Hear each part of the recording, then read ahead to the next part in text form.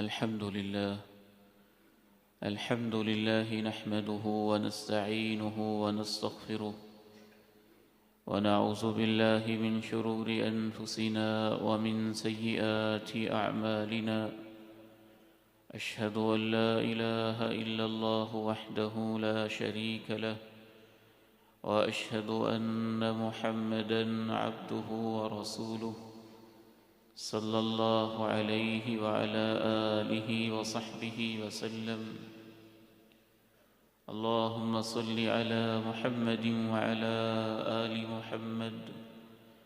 كما صليت على إبراهيم وعلى آل إبراهيم إنك حميد مجيد. اللهم بارك على محمد وعلى آل محمد كما باركت على إبراهيم وعلى آل إبراهيم إنك حميد مجيد. رب اشرح لي صدري ويسر لي أمري واحلل عقدة من لساني يفقه قولي. اللهم انفعني بما علمتني وعلمني ما ينفعني وزدني علما. اللهم آت نفسي تقواها وزكها فأنت خير من زكاها، أنت وليها ومولاها. اللهم طهر قلبي من النفاق وعملي من الرياء ولساني من الكذب وعيني من الخيانة، فإنك تعلم خائنة الأعين وما تخفي الصدور. أما بعد، فإن خير الحديث كتاب الله، وخير الهدي هدي محمد صلى الله عليه وسلم، وشر الأمور محدثاتها، وكل محدثة بدعة، وكل بدعة ضلالة، وكل ضلالة في النار. أعوذ بالله السميع العليم من الشيطان الرجيم، من همزه ونفخه ونفثه. بسم الله الرحمن الرحيم. والتين والزيتون وطور سينين وهذا البلد الأمين. لقد خلقنا الإنسان في أحسن تقويم ثم رددناه أسفل سافلين إلا الذين آمنوا وعملوا الصالحات فلهم أجر غير ممنون. فما يكذبك بعد بالدين أليس الله بأحكم الحاكمين.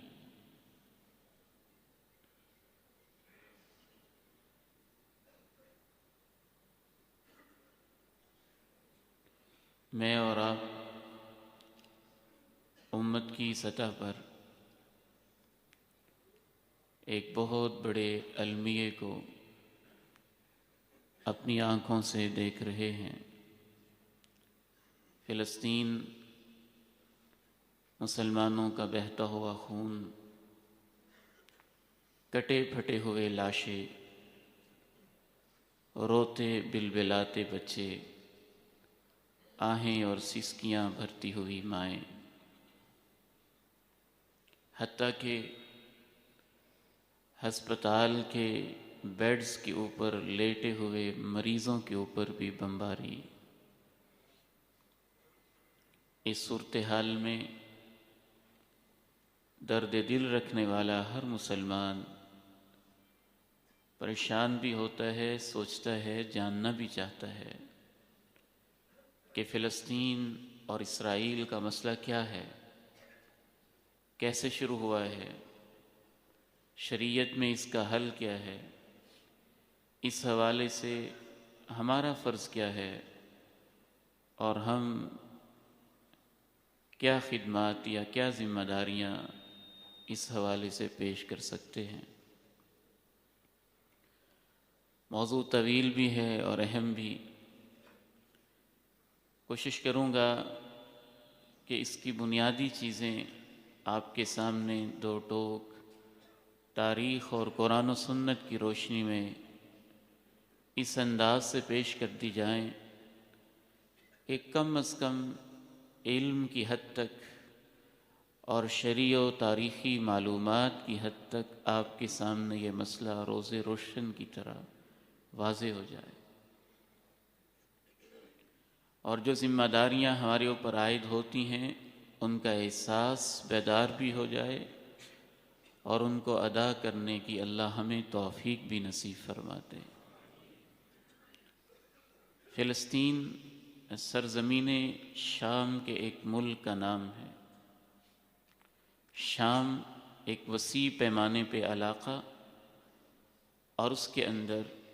بننے والی ایک ریاست کا نام فلسطین ہے۔ یہ شام کی سرزمین بہت برکت والا علاقہ ہے۔ قرآن مجید میں ایک نہیں متعدد مقامات پہ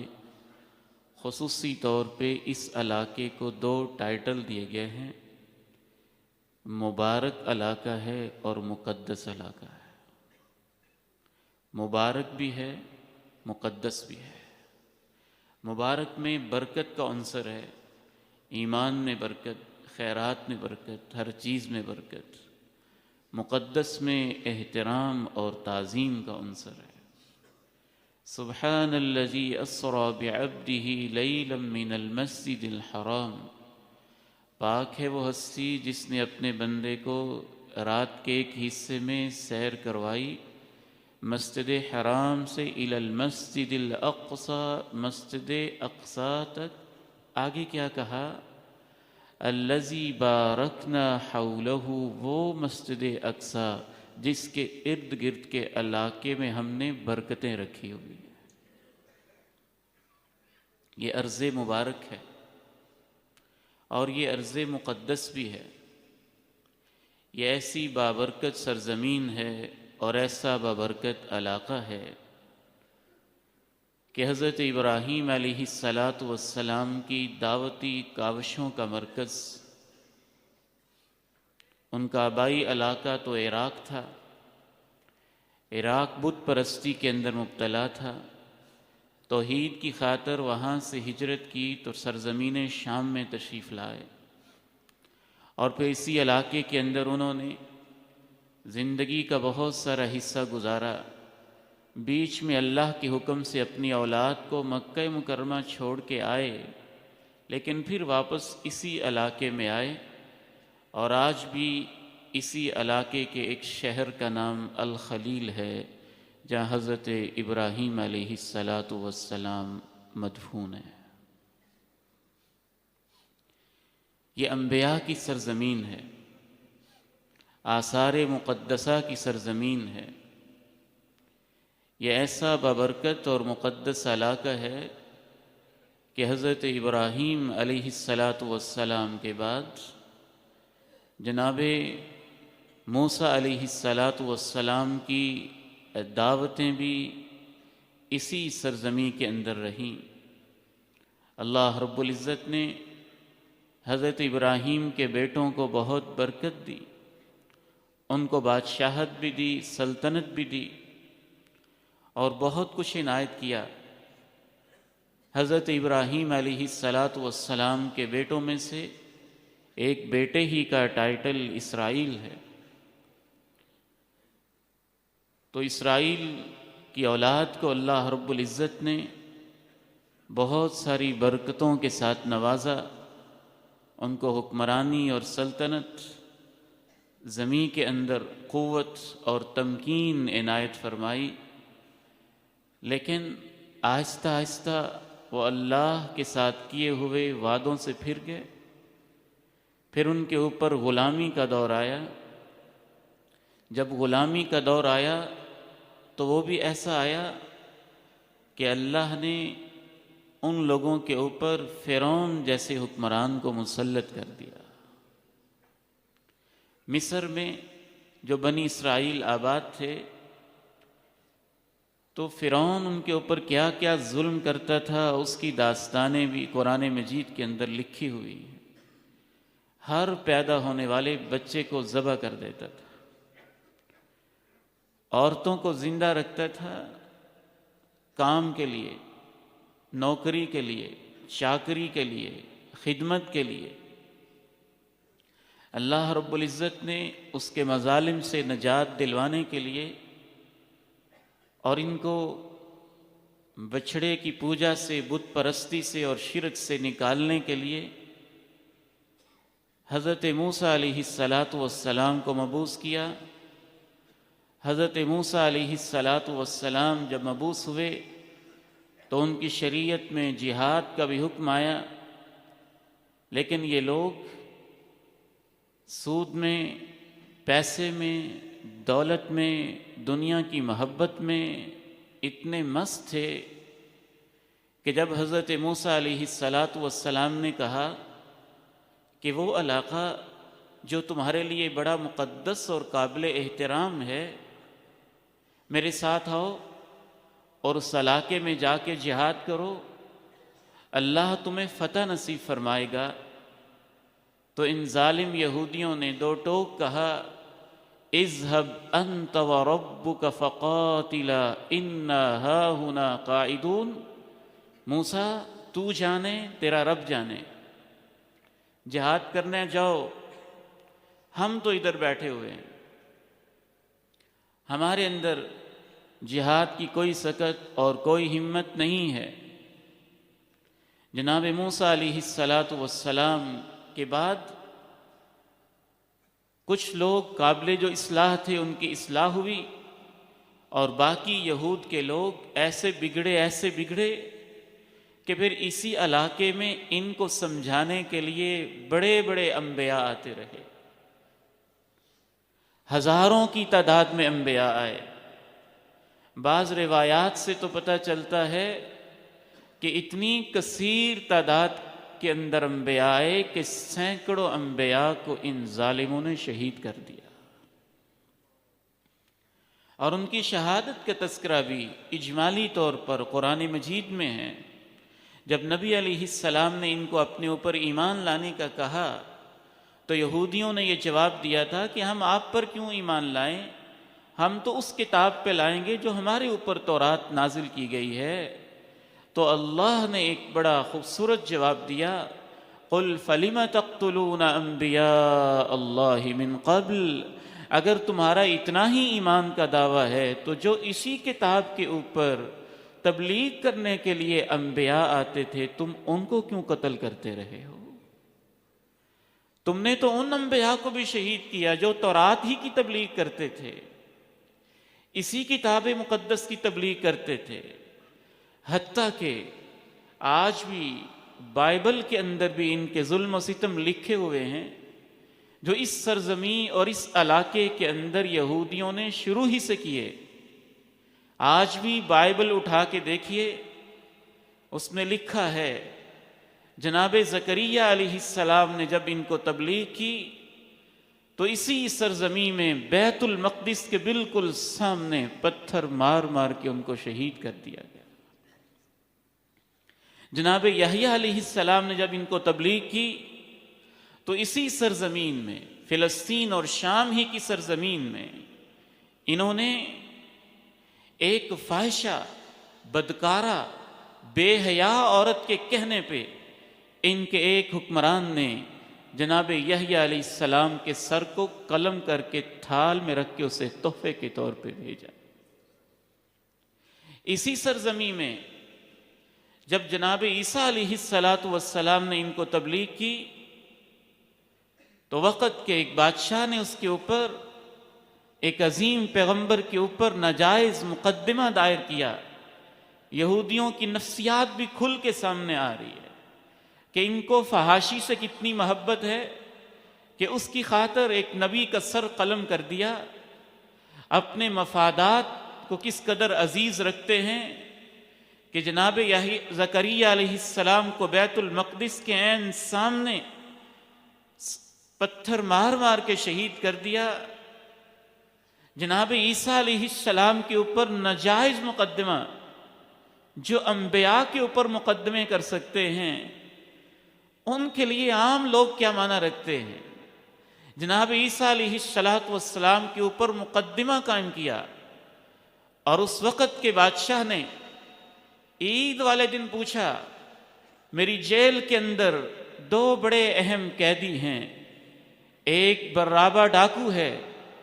اور ایک عیسیٰ پیغمبر ہے، بتاؤ ان میں سے کس کو چھوڑوں اور کس کو سولی پہ لٹکاؤں؟ تو سب نے بیک زباں کہا تھا، عیسیٰ کو سولی پہ لٹکا دیں اور برابا ڈاکو کو آزاد کر دیں۔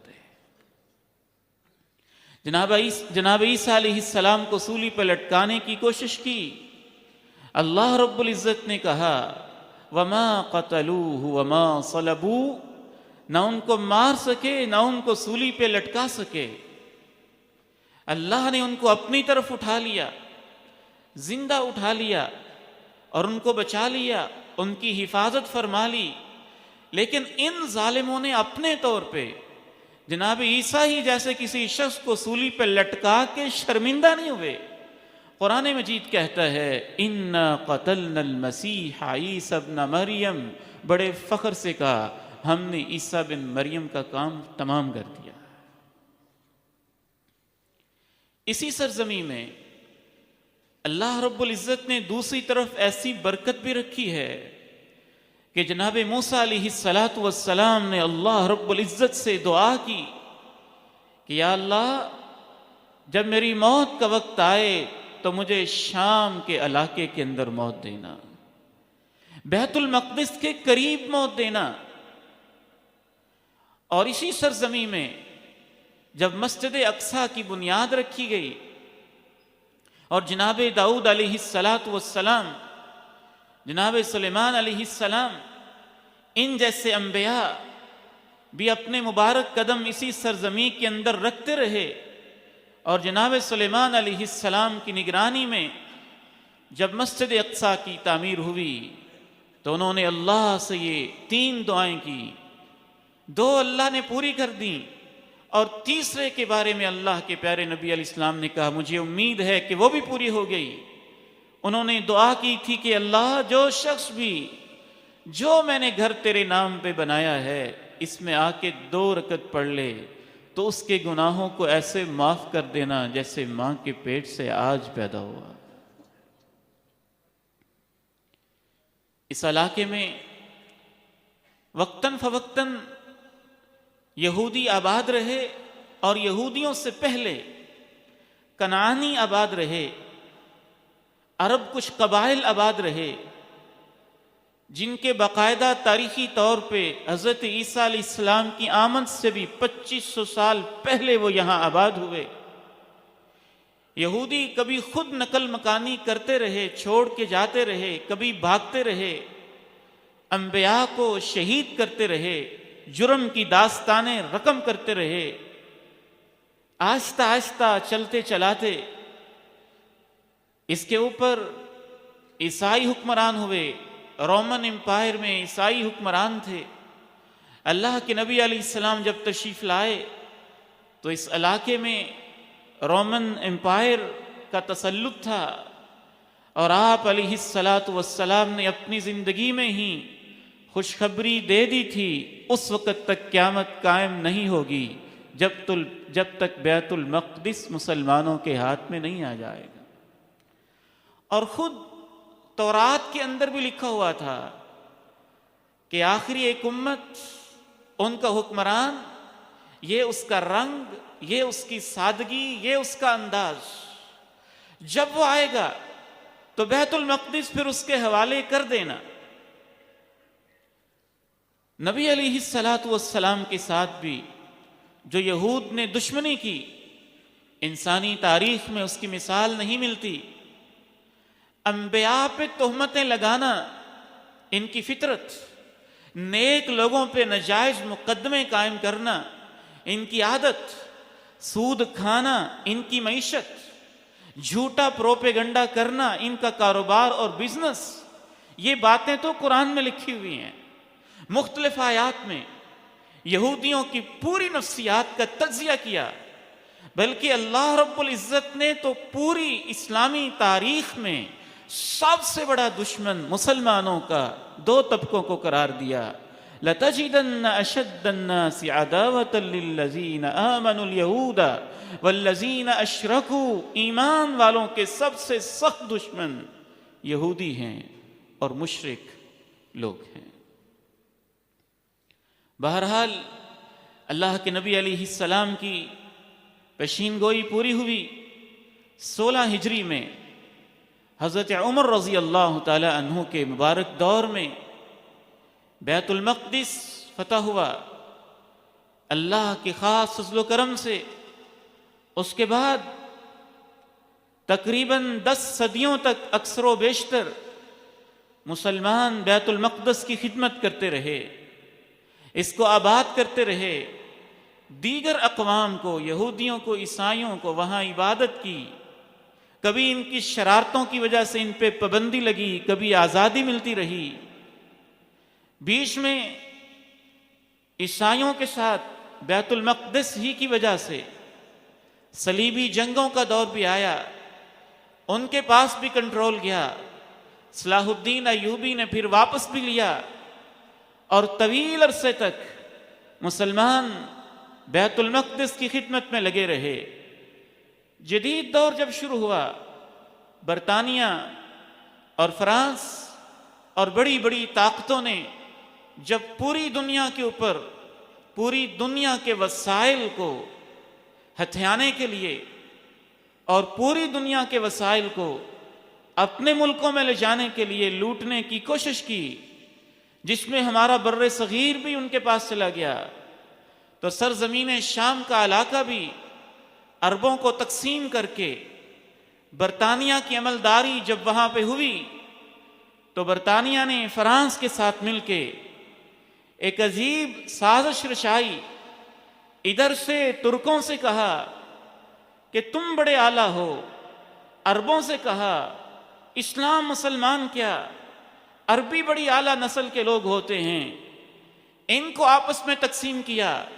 عربوں سے کہا تم ترکوں کے ماتحت خلافت عثمانیہ کے تحت کیسے رہ سکتے ہو، ترکوں سے کہا تمہاری نسلی مفاخرت، تمہاری قوم کے کیا کہنے ہیں۔ اس طرح جب امت کو تقسیم کیا، کچھ وہاں سے لوگ خریدے، کچھ ادھر سے لوگ خریدے، آہستہ آہستہ برطانیہ نے عرب لوگوں کو چھوٹے چھوٹے ٹکڑوں میں تقسیم کر کے برطانیہ نے اپنی عملداری کے اندر سرزمین شام کو لے لیا۔ اپنی عملداری میں لینے کے بعد ایک یہودی نے ایک سیاسی خفیہ تحریک زائونزم کے نام سے،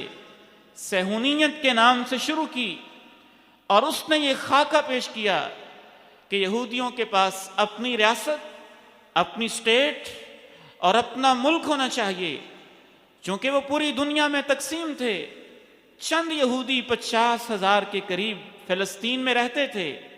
باقی تو پوری دنیا کے مختلف حصوں میں آباد ہو چکے تھے۔ لیکن جب اس نے یہ تھیوری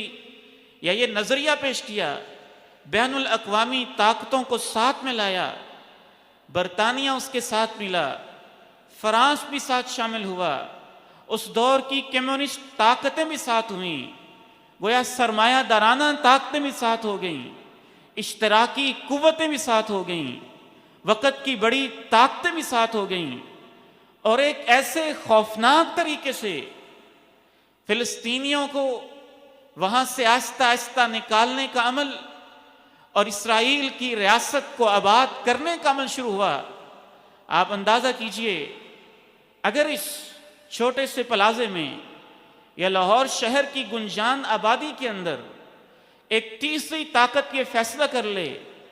کہ ہم نے انڈیا سے کچھ لوگوں کو لا کے یہاں آباد کرنا ہے، تو لاہور ویران اور بنجر تو نہیں کہ یہ ویران اور خالی پڑا ہے اور لوگ آباد ہو جائیں گے۔ فلسطین تو فلسطینیوں کے ساتھ آباد تھا۔ 25,000 قبل مسیح سے لے کے جو عربی قبیلے وہاں آباد تھے، عہد عمر کے اندر جب وہ مسلمان ہوئے تو بطور مسلمان وہی فلسطین کے اصل آباد کار، انہوں نے کبھی فلسطین کو چھوڑا نہیں، وہ وہاں لاکھوں کی تعداد میں آباد تھے، اور یہودی چند ہزار کی تعداد میں تھے، باقی دنیا میں پھیلے ہوئے تھے۔ اس کے لیے ایک ایسی خوفناک سازش کی گئی، اندرون خانہ عالمی طاقتوں نے مل کے ایسی گہری سازش کی کہ آہستہ آہستہ فلسطینیوں کے اوپر پابندیاں، ان کی زمینوں کو ہتھیانا، ان کے اوپر ناجائز ٹیکس، طرح طرح کے ظلم و تشدد، اس طرح کے معاملات شروع ہوئے۔ اور باقاعدہ جب اس یہودی نے نظریہ پیش کیا تو پوری دنیا سے یہودیوں کو وہاں لا کے بسایا گیا۔ اب سارے وہاں اسی طرح آباد ہو سکتے تھے کہ فلسطینیوں کو نکال دیا جائے۔ عین فلسطین کے قلب میں 1948 کے اندر پوری دنیا سے یہودیوں کو جمع کر کے جب وہاں پہ آباد کر دیا گیا تو ایک آزاد اسرائیل ریاست کا اعلان بھی کر دیا گیا، اور بین الاقوامی طاقتوں نے اس کو قبول بھی کر لیا۔ میں سلام پیش کرتا ہوں ان علماء کو، ان قائدین کو، پاکستان کے ان سابقہ عظیم لوگوں کو جو اس پوری تاریخ اور سازش کو سمجھتے تھے کہ ایک گھر کے اندر ایک ڈاکو کو زبردستی 2-4 کمرے دے دیے جائیں تو زبردستی کسی طاقت یا مقامی کسی اوباش اور گنڈے کو دینے سے وہ گھر اس ڈاکو کا تو نہیں ہو جاتا۔ لیکن فلسطینیوں کے ساتھ یہی کھیل کھیلا گیا۔ الحمدللہ علماء نے، امت اسلامیہ کے علماء نے، قائدین نے، اس دور کے مسلم امہ کے سیاسی قائدین نے بھی بصیرت کا ثبوت دیا۔ اور ایک عجیب خوشی سے ہوتی ہے پاکستان کے پاسپورٹ کے اوپر یہ لکھا ہوا دیکھ کے کہ اس پاسپورٹ کے ذریعے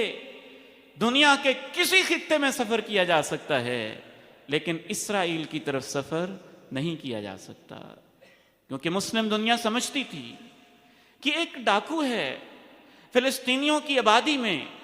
زبردستی اس کو گھسیٹ کے لا کے آباد کر دیا گیا ہے۔ اور جب اسرائیل کی ریاست کا اعلان ہوا، اہم علاقوں کے اوپر اس نے قبضہ کیا، تو چند سالوں کے اندر اسرائیلی حکومت نے تقریباً 70 لاکھ فلسطینیوں کو فلسطین سے نکالا۔ چند سالوں میں کیسا ظلم، کیسا تشدد، کیسی بھیانک خوفناک قسم کی سازش اور بین الاقوامی طاقتوں کی کیسی اشیرباد۔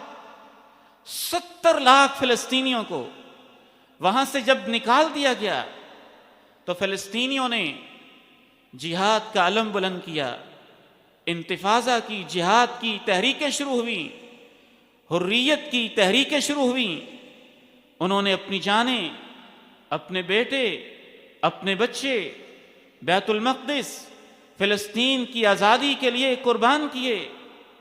عرب ریاستوں نے مل کر بھی اسرائیل سے جنگ کی، لیکن اندازہ کیجئے کہ امت اسلامیہ کتنی کمزور ہے۔ کئی عرب ممالک کو چند گھنٹوں میں اور پھر چند دنوں کے اندر اسرائیل نے بین الاقوامی طاقتوں کے تعاون سے شکست دے کے فلسطین کے اور علاقوں پہ قبضہ جمایا، حتیٰ کہ فلسطین کے اندر مسجد اقصیٰ کے لیے جو اوقاف تھے، جیسے ایک مسجد ہو اور اس کی آبادی کے لیے زمینیں وقف ہوں، اس وقف زمین کے اوپر تو کوئی مسلمان بھی قبضہ نہیں کر سکتا۔ تو جو مسجد اقصیٰ کے اوقاف تھے، ان اوقاف کے اوپر بھی قبضہ کیا گیا۔ نہ صرف یہ کہ قبضہ کیا گیا، بلکہ اللہ کے نام پہ جو جگہیں وقف تھیں، اگر آپ دنیا کے اعداد و شمار اٹھا کے دیکھیں تو سینکڑوں مسجدیں ایسی تھیں جس کو اسرائیلی حکومت نے نائٹ کلبوں اور ڈانس کے مراکز کے اندر تبدیل کیا، شراب خانوں کے اندر تبدیل کیا۔ جو مجاہد اٹھتا مسجد اقصیٰ کے لیے، فلسطین کی آزادی کے لیے، اپنے ہی گھر میں وہاں کے مقامی لوگوں کو غلام بنا دیا گیا۔ جو اٹھتا اس کے اوپر مقدمے، اس کے لیے جیلیں،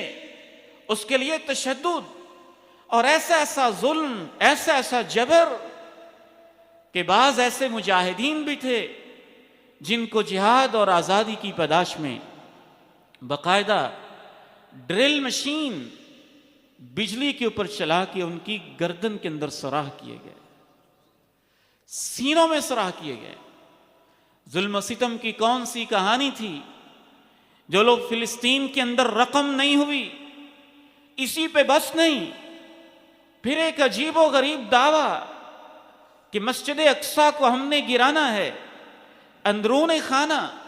خفیہ طریقے سے اسرائیلی حکومت نے مسجد اقصیٰ کی چاروں دیواروں کے ساتھ نیچے سرنگیں کھودی اور بنیادوں کو اتنا کمزور کیا کہ کسی بھی وقت اس کو گرایا جا سکے، اور متعدد مرتبہ بہانے بنا کے اس میں آگ لگانے کی کوشش کی گئی، اور بالفعل آگ لگائی گئی۔ ان میں سے خصوصاً 1968 کے اندر جب مسجد اقصیٰ کو آگ لگائی گئی تو اس وقت بھی پوری امت مسلمہ میں تشویش کی ایک لہر دوڑی، تو جہاد کی تحریکیں وہاں فلسطین کی آزادی کے لیے کھڑی ہوئیں۔ جب بھی مجاہدین کھڑے ہوئے اور ہیں تو بزدل، اور جب بھی امت جہاد کے میدان میں آئی، اللہ نے اس امت کو عزت دی، اس امت کو وقار دیا، اس امت کو آزادی دی، اس امت کو اللہ رب العزت نے جہاد کی برکت سے بہت کچھ دیا۔ جب بھی مجاہدین جہاد پہ آئے تو اسرائیل نے یونائٹڈ نیشنز کا دروازہ کھٹکھٹایا، اقوام متحدہ کے دروازے پہ دستک دی، امریکی طاقتوں نے ویٹو پاور کو استعمال کیا، عرب ریاستوں کو استعمال کیا، کبھی اوسلو کا معاہدہ کر لیا گیا، کبھی ڈیوڈ کیمپ کا معاہدہ کر لیا گیا، کبھی کوئی معاہدہ کر لیا گیا، کبھی کوئی معاہدہ کر لیا گیا۔ جب بھی معاہدہ ہوا پھر اس وعدے کی بھی خلاف ورزی کی گئی، اور یہودیوں کی یہ نفسیات بھی اللہ تعالیٰ نے قرآن مجید میں بیان کی، لا یرقبون فی مؤمن الا ولا ذمہ۔ اہل ایمان پہ جب بھی ان کو کنٹرول ملے گا یہ کسی وعدے کی پاسداری نہیں کریں گے، یہ کسی وعدے کی پاسداری نہیں کریں گے۔ اور آہستہ آہستہ اسرائیل نے اپنا اثر و نفوذ اس قدر بڑھا دیا کہ مسلم دنیا کے اندر بھی یہ آواز اٹھنے لگی کہ اسرائیل کو تسلیم کر ہی لیا جائے، اس کو ایک ریاست مان ہی لیا جائے۔ اب اتنا عرصہ ہو چکا ہے، میں ضمیر والوں سے سوال پوچھنا چاہتا ہوں، اگر آپ کے گھر کے 2 کمروں کے اوپر 10 کمروں میں سے 8 کمروں کے اوپر 7 کمروں کے اوپر ایک ڈاکو آ کے قبضہ کر لے اور 70 سال تک قبضہ کیے رکھے، تو 70 سال کے بعد اس کا قبضہ جائز ہو جائے گا، اس ڈاکو کا سٹیٹس بدل جائے گا۔ آپ اس ڈاکو کو باقاعدہ اپنے گھر کا مکین سمجھ لیں گے، اور اپنے گھر کا آباد کار اور اپنے گھر کا پارٹنر سمجھ لیں گے۔ اس لیے امت کا اجماعی موقف، غیرت مندانہ موقف یہ رہا ہے کہ جو 1948 سے پہلے فلسطین کے اندر یہودی آباد رہتے تھے وہ آباد رہیں، اور جن یہودیوں کو زبردستی مسلمانوں کو نکال کے آباد کیا گیا ہے، 70 لاکھ کے قریب فلسطینیوں کو واپس لایا جائے، اسرائیل کی ریاست کو ختم کیا جائے۔ جب تک ایسے نہیں ہوتا ہے فلسطینیوں کا یہ احساس ختم نہیں ہو سکتا ہے کہ ہمارے گھر میں ڈاکو بیٹھے ہوئے ہیں، انہوں نے ہماری زمین پہ ناجائز قبضے کیے ہیں۔ اس حوالے سے جب فلسطین کے مظلوم مسلمانوں نے دیکھا کہ اب مسلم ریاستیں وہ بھی شاید اسرائیل کو تسلیم کر لیں، اور جو 100 کے قریب قراردادیں اسرائیل کے حملوں کی مذمت کی، تجاوزات کی مذمت کی اقوام متحدہ کے سرد خانے میں پڑی ہوئی ہیں، وہ ویسے ہی پڑی رہیں، تو انہوں نے اپنے ملک کا دفاع کرنے کے لیے، اپنے ایمان کے دفاع کے لیے، اپنی عزتوں کی حفاظت کے لیے، مسجد اقصیٰ کی حفاظت کے لیے، مسجد اقصیٰ کے ارد گرد سرنگیں اور اس کو آگ لگانے کی سابقہ تاریخ اور یہودیوں کے اوچھے ہتھ کنڈوں کے پورے پس منظر کو دیکھتے ہوئے جہاد کا فیصلہ کیا، اور یہی وہ شریف فیصلہ تھا جو ان کے حق میں بنتا تھا، کیونکہ دین اسلام اور قرآن مجید یہی فیصلہ دیتا ہے کہ کسی بھی مسلم علاقے کے اوپر جب کوئی بھی کافر ناجائز قبضہ کر لے تو اس کا حل قراردادیں نہیں ہیں، اس کا حل ریزولوشنز نہیں ہیں، اس کا حل ٹیبل ٹاک نہیں ہے، اس کا حل مذاکرات نہیں ہے،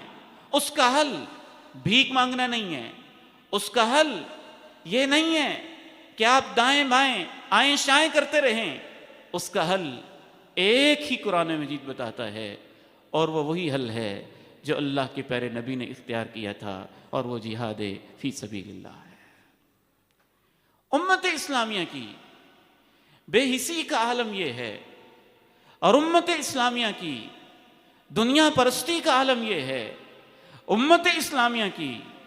آپس میں تفریق کا عالم یہ ہے، امت اسلامیہ کی بٹے ہوئے ممالک کا حال یہ ہے، امت اسلامیہ کی اندر کی کمزوریوں کا احوال یہ ہے کہ یہ حل ایک عبید الرحمن نہیں کر سکتا، یہاں کا ایک نوجوان بیٹھے ہوئے نہیں کر سکتا۔ ہم یہ بھی نہیں چاہتے کہ ہمارے جذبہ جہاد کو کوئی ایکسپلائٹ کرے اور غلط طریقے سے استعمال کرے، یا غلط مقاصد، سیاسی مقاصد کے لیے استعمال کرے۔ جذبہ جہاد بھی ہونا چاہیے، اور اس کے ساتھ ساتھ ایک شعور بھی ہونا چاہیے۔ میں نے اپنا خون دینا ہے، کہاں دینا ہے؟ میں نے اپنی جان دینی، کہاں دینی ہے؟ کس مقصد کے لیے، کس انداز سے دینی ہے؟ وہ امت جس کے اندر جذبہ جہاد ایسا اللہ کے پیارے نبی علیہ السلام نے بھرا تھا کہ رات کے وقت سہاگ رات اپنی اہلیہ کے ساتھ گزارنے والا شخص بھی جہاد کا اعلان سن کے بستر کو چھوڑ کے میدان جہاد میں چلا جاتا تھا، اور فرشتے اس کو غسل دینے کے لیے آتے تھے۔ عام شخص تو کیا، اس امت کے وہ افواج جن کو تیار ہی اس مقصد کے لیے کیا گیا، پاکستان کی افواج، دنیا کی بہادر ترین افواج اور جدید ترین اسلحہ، سعودی عرب کی افواج، ترکی کی افواج، مسلم ممالک جو فلسطین کے ہمسائے ہیں، اردن کی افواج، لبنان کی افواج، مصر کی افواج، یہ ساری افواج، امت کا فرض تو بنتا ہے شرعی حوالے سے کہ جتنے بھی ممالک فلسطین کے پڑوس میں کوئی بھی مسلم ملک ہے، ان کی افواج کے سربراہ کا فرض بنتا ہے اگر ایک بھی مسلمان کی عزت کو فلسطین میں لوٹا جائے تو وہ اعلان کرے کہ ہم جہاد کے لیے آ رہے ہیں۔ یہ ٹرک بھیجنا، پٹیاں بھیجنا، مرہم بھیجنا،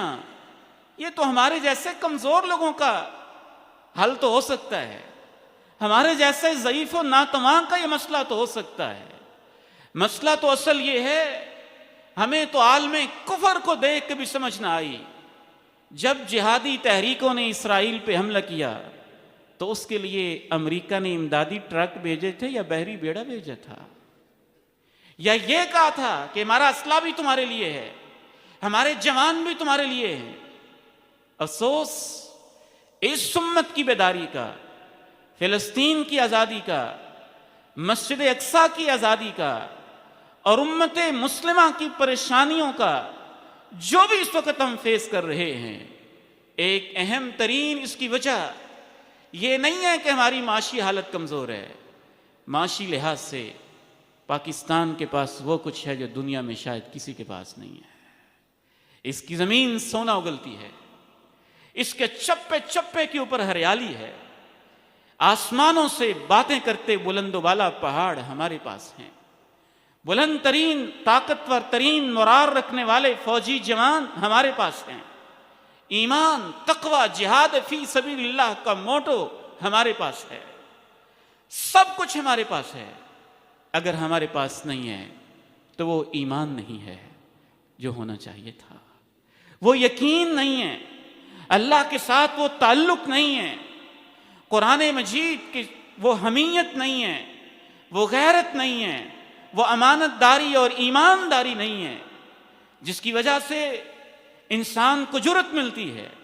شجاعت ملتی ہے، طاقت ملتی ہے، ہمت ملتی ہے، بہادری ملتی ہے۔ انفرادی جہاد نہیں، ریاستیں اعلان کریں، اردن اعلان کرے، قریب کے دیگر ممالک مصر اعلان کرے، قریب کے دیگر ممالک لبنان اعلان کرے، قریب کے دیگر ممالک ایران اعلان کرے، سعودی عرب اعلان کرے، پاکستان اعلان کرے۔ میں اللہ کے گھر میں کھڑے ہو کے اللہ کی عزت اور جلال کی قسم اٹھا کے کہتا ہوں کہ یہ گول میز کانفرنسوں سے اور اقوام متحدہ کے دروازوں پہ بھیک مانگنے کی بجائے اگر ان مسلم ممالک میں سے صرف 2-3 بھی چیف آف آرمی سٹاف کھڑے ہو کے اعلان کر دیں فلسطینیوں ہمارے طیارے تمہارے لیے آ رہے ہیں، تو اگلے ہی دن فلسطین آزاد ہو جائے گا۔ یہ حل ہے جو شریعت بتلاتی ہے۔ ہاں، جو اگر اپنی ذمہ داری پوری نہیں کر رہے تو ہم اپنے طور پہ جو کر سکتے ہیں ہمیں وہ کرنا چاہیے۔ جو اپنے طور پہ ہم کر سکتے ہیں اس میں ایک اہم ترین چیز اللہ رب العزت سے یہ عہد و پیمان کرنا ہے، نوجوانوں میں یہ شعور بیدار کرنا ہے، امت کو دین کی طرف واپس لے کے آنا ہے، یہ فرقوں کے اندر تقسیم شدہ امت کو قرآن اور سنت کے اوپر جمع کرنا ہے، قرآن کی دعوت کو عام کرنا ہے۔ کبھی کبھی تو مجھے یہ صورتحال دیکھ کے ایک اسکالر کے الفاظ یاد آتے ہیں، جب امت کو پٹتا اور روتا دیکھتے ہیں تو کبھی یوں لگتا ہے جیسے اللہ نے انسانی تاریخ کی ملعون ترین بدترین انبیاء کی قاتل اور کائنات کی غلیظ ترین قوم کو اس لیے دنیا میں آج طاقت دی ہے کہ اعلیٰ ترین جو محمد علیہ السلام کی امت ہے، اس نے جو اپنے منصب کو چھوڑا ہے، کائنات کے سب سے گندے بندوں کے ہاتھے ان کو مار پڑوائی جائے تاکہ یہ بیدار ہو جائیں، تاکہ یہ اٹھ جائیں، تاکہ یہ ہوش کے ناخن لیں۔ امت کے ریاستوں کی صرف جاگنے کی ضرورت ہے۔ ہمیں تو اللہ کے نبی علیہ السلام کی بتائی ہوئی باتوں پہ اتنا یقین ہے کہ ایک وقت آئے گا امت اٹھے گی بھی، جہاد کی تحریکیں اور ریاستی سطح کے اوپر جہاد کے جب اعلان بھی ہوں گے تو اللہ کے فضل و کرم سے ایک وہ دور بھی آئے گا، اللہ نے وہ آخری منظر بھی محفوظ رکھا ہوا ہے، اسی عیسیٰ کو جس عیسیٰ علیہ السلام کو انہوں نے اس سرزمین کے اندر پھانسی دی تھی، وہی عیسیٰ علیہ السلام دوبارہ بھی لوٹیں گے۔ یہی علاقہ ہوگا، یہاں یہودی ہوں گے، مسلمانوں کے ہاتھوں مرتے ہوں گے، اور آپ نے فرمایا درختوں کے پیچھے پناہ بھی لیں گے تو درخت بھی بول اٹھے گا یہ گندا یہودی چھپا ہے، مسلمان اس کو مار دے۔ ایک غرقد برکت کا درخت ہے جو صرف نہیں بولے گا، آپ نے فرمایا وہ یہودیوں کا درخت ہے۔ آخری حق و باطل کا معرکہ بھی اسی سرزمین کے اوپر برپا ہوگا، دجال بھی اسی سرزمین میں مارا جائے گا، اور قیامت کے دن جب انسانوں نے دوبارہ اٹھنا ہے تو میدان محشر بھی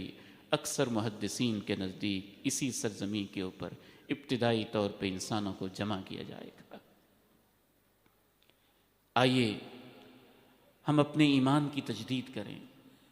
قرآن مجید کے ساتھ تعلق کو مضبوط کریں، امت کے اصل مسائل کیا ہیں، ان کا اصل حل کیا ہے، اس کی طرف آئیں۔ ہم تو اتنے زیادہ قرآن و سنت سے دور ہو گئے کہ ہمیں اصل مسائل کا شعور تک بھی نہیں رہا ہے، اور چند ایک